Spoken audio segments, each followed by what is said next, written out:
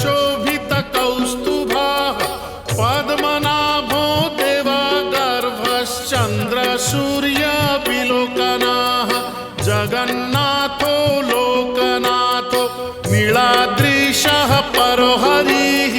दीनबन्धुर्दया सिन्धुः कृपालुः जनरक्षकः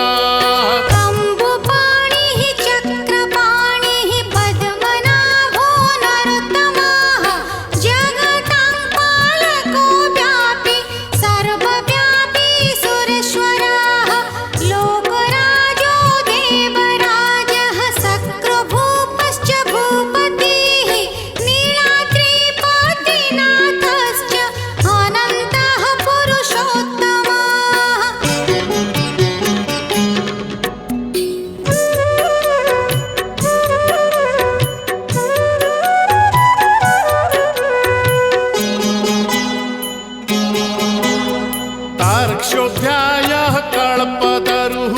Vimla प्रीतिवर्धनः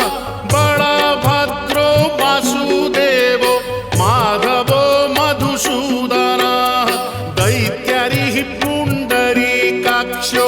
Vanamali बलप्रियः Brahma Vishnu वृष्णिवंशो Murari कृष्णकेशवः